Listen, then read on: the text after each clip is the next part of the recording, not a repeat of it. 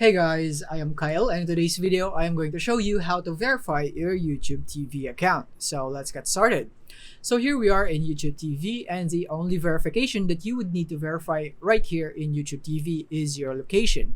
So to do that, all you have to do is click on your profile on the top right of your screen, and from here you can click on location.